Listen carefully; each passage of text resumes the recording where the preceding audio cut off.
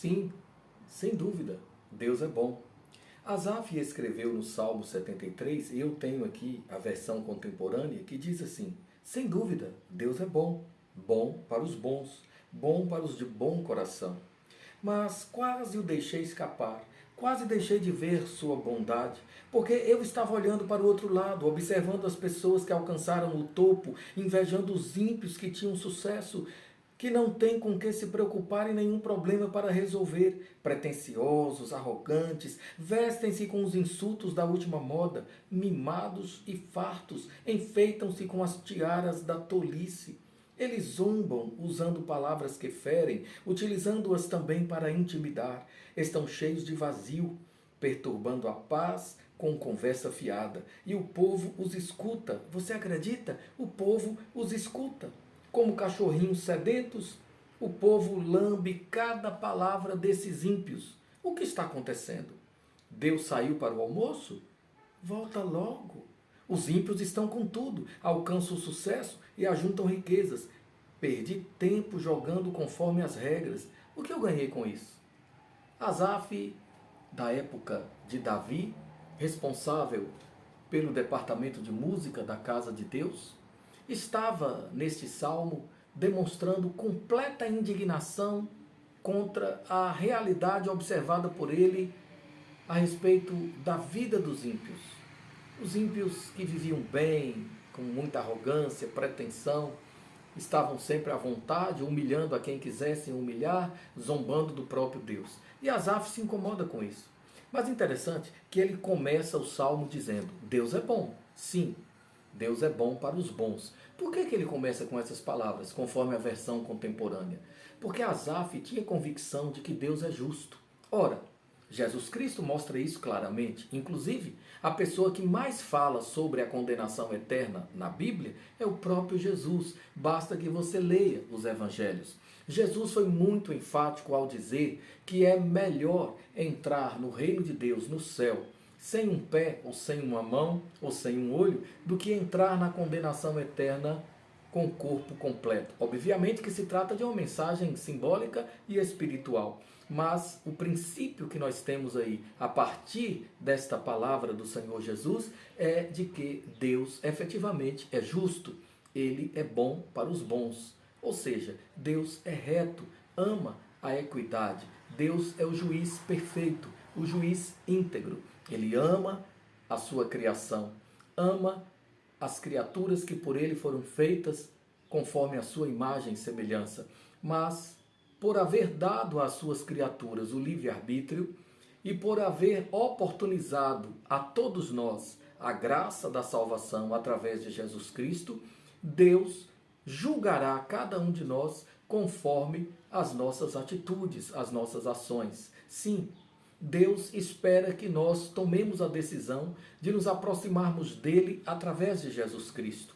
Deus amou o mundo de tal maneira que deu o seu filho unigênito, Jesus, o filho da sua essência, da sua gênese, igual ao Pai. Jesus disse: eu e o Pai somos um. Sim, Deus entregou o seu filho unigênito para que qualquer pessoa que nele creia não seja condenada à perdição eterna, mas tenha a vida eterna.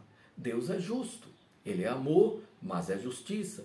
Ele é muitíssimo longânimo, ou seja, Ele tem uma paciência extraordinariamente duradoura, mas um dia a taça da ira de Deus se derramará sobre os moradores da terra. E a Bíblia fala muito sobre isso. Inclusive, no pequeno Apocalipse do profeta Isaías, está escrito que Deus descerá para julgar os moradores da terra. E Jesus, ao contar a parábola do rico e Lázaro, diz que Abraão, naquela conversa que teve com um rico que estava no lugar de tormento, disse assim: você na terra teve muitos benefícios, muitos bens, mas agora você sofre.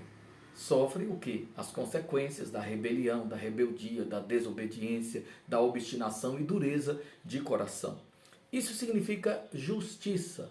Talvez alguém diga: mas eu agi mal por ignorância. E na verdade Deus não leva em conta o tempo da ignorância. E a Bíblia ainda afirma que Deus vai julgar a cada um conforme a sua própria realidade existencial. Ou seja, aqueles que não conheceram a lei serão julgados sem a aplicação da lei. Aqueles que conheceram a lei serão julgados conforme a lei. São palavras do apóstolo Paulo aqui parafraseadas. O que a Bíblia está afirmando é que ninguém escapará do julgamento de Deus. Essas pessoas ímpias, que se tornam muito ricas, famosas, que se acham muito importantes, gloriosas e que têm milhões de seguidores, inclusive, como diz Asaf aqui, não é? Os seus seguidores ficam como cachorrinhos, lambendo essas pessoas. Foi o que nós lemos aqui no Salmo 73. Então, essas pessoas que se acham tão grandes, tão importantes, algumas delas até afirmam que são mais famosas que Jesus, mais importantes que Jesus, algumas delas realmente se acham, não é? Se acham muita coisa, se acham grande coisa. Recentemente o Brasil perdeu um dos maiores comunicadores da história, a história brasileira, Silvio Santos. Ora, um homem de 4 bilhões de reais, mas com uma simplicidade notável. Um homem que deixou muitas lições de vida, lições muito importantes, que esteve presente nas casas de muitas pessoas durante 65 anos de televisão. 65 anos servindo ao público através dos talentos que lhe foram dados pelo Criador, mas sempre agindo com simplicidade diante do público e, com certeza, conforme testemunho de sua família, também na vida privada. Ora, tem gente que, ao contrário, tendo muito menos e sendo muito menos, tem um orgulho, uma presunção, uma prepotência de causar nojo, de causar ânsia de vômito no Senhor Jesus. Ora, é necessário que a gente aprenda que aqui na terra nós estamos apenas de passagem. E se nós quisermos viver a verdadeira vida, a vida de Deus, a vida eterna, é necessário que nos apeguemos ao único Salvador, único mediador entre Deus e os homens, Jesus.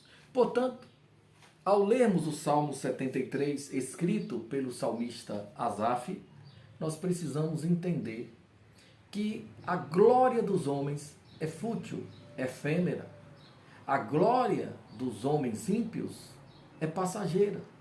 A Bíblia deixa isso muito claro nos escritos de Moisés, nos Salmos em geral, na carta do apóstolo Tiago e em outras tantas passagens. Tudo aqui é ilusão, tudo não passa de fantasia.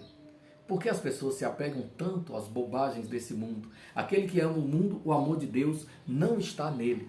Ora, se você deseja verdadeiramente viver com Deus através de Jesus Cristo, você precisa negar-se a si mesmo.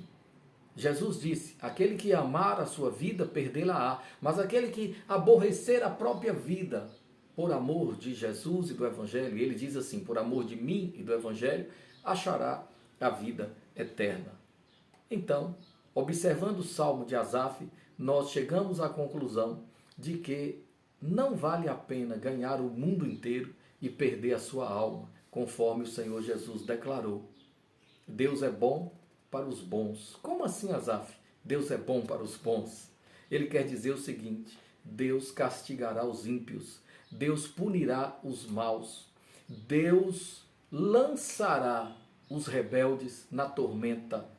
Sim, porque eles preferem isso. Eles não querem saber de Deus. Eles lutam contra Deus. Eles não amam a Deus. Inclusive afirmam que Deus não existe, ou senão inventam muitas coisas sobre a existência de Deus e criam deuses conforme a vontade deles, porque não querem se sujeitar ao verdadeiro Deus, Criador dos céus e da terra. Ora, eles não querem saber de Deus, são inimigos de Deus, portanto, passarão a eternidade banidos da face do Senhor. Mas, se você ama a Deus, se você ama o próximo, se você crê na palavra de Deus, se você crê no Senhor Jesus, recebendo-o como Salvador de sua alma, confessando-o como Senhor de sua vida, então, saiba de uma coisa: você será recebido na glória. E quando você chegar lá no reino de Deus, no céu, você receberá as boas-vindas. E Jesus te dirá: Bem-vindo, servo bom e fiel. Sobre o pouco lá na terra você foi fiel. Sobre o muito eu te colocarei. Vale a pena. Continue firme. Continue olhando para Jesus, autor e consumador da fé. Jamais negue a Jesus. Jamais olhe para trás. Seja fiel até a morte. Jamais afaste-se do caminho do Senhor. E não tenha inveja dos ímpios. Não tenha inveja daqueles que se acham tão importantes e tão grandes, tão poderosos. Eles são como a palha que o vento leva. Eles são como a poeira. Sim, eles são como a nuvem passageira. Não tenha inveja deles. Nem sequer os observe. Olhe para Jesus. Firme os seus passos na presença de Deus. Ame a Deus de verdade. Obedeça a sua palavra. Creia firmemente em Jesus Cristo e permaneça agarrado a Ele e tenha a vida eterna. Que o Senhor te abençoe e aplique esta palavra ao seu coração. Eu peço, por favor, que você curta, compartilhe, se inscreva em nosso canal para que outras pessoas sejam alcançadas pela palavra da restauração. Muito obrigado.